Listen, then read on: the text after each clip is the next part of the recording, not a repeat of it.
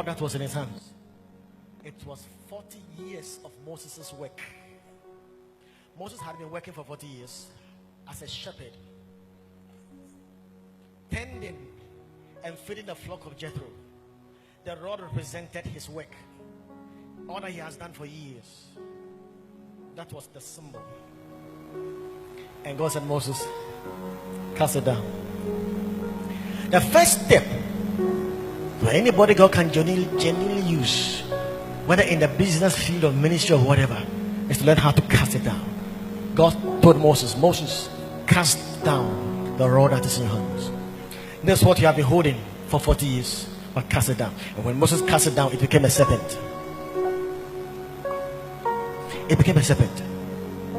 You see, in the Bible, serpents represent deception, delusive trust.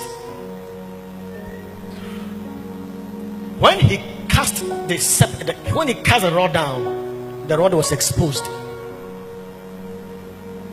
The rod was exposed, not knowing that hidden within the rod was a serpentine, delusive nature.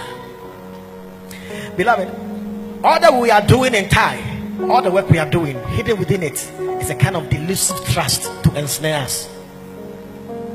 Because the world is systematized by Satan. It is his cosmos. If you don't learn how to cast it down, you will never see the cunning craftiness, the sleight of men. You will never see the wiles of darkness hidden within it. So you get into the job and you lose your fellowship with Jesus. But for you to maintain your fellowship with Jesus, and for you to keep your ministry, even in your academic life, even in your job, first God will say, cast it down to me. That's the first step. When you cast it down and lay it before Jesus, Lord, take over, then you see the delusive trust and the snare of darkness. That's how you can, that which is hidden within will be exposed. Now listen, God told Moses, take the serpent by the tail, pick it up by the tail. You and I, you will agree with me that if you want to take a serpent from the floor, you don't take it by the tail. If you take a serpent by the tail, the head, it will bite you. Now, the best way to catch serpents and snakes is by the head. Is that not so? But God said, Moses, cast it down. This time around, don't take it by the head. Take it by the tail. That is risky. God calls us to do risky things. That is unreasonable to men. God is saying, cast it down. In effect, he's saying, now I want you to take back your academic work. I want you to take back your job, but not in the ordinary way men take it back. Not in the ordinary way men handle their job. Not in the ordinary ways men handle their academic work.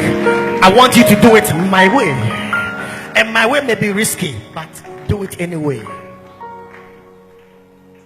From tonight, the Lord will teach us how to pick our academic life by the tail. Everyone takes it by the head because everyone studies for himself. Everyone does everything for himself.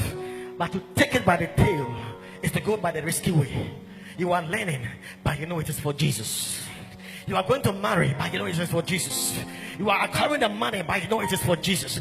And because it is for Jesus, you will do it his way and not your way, because you belong to him and ye are bought with a price. So we glorify him with our bodies and with our spirit. Let me show you something.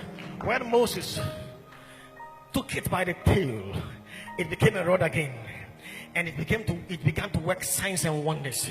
It became a miracle working rod, and it symbolized the authority of God. It was that same rod that divided the sea into two. If you learn to take your academic work by the tail, you begin to do wonders. You begin to see miracles. You begin to become an authority.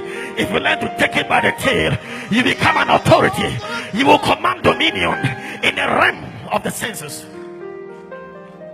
If you do it God's way, you become a miracle working wonder in the midst of men. Thank you for making time to listen. For this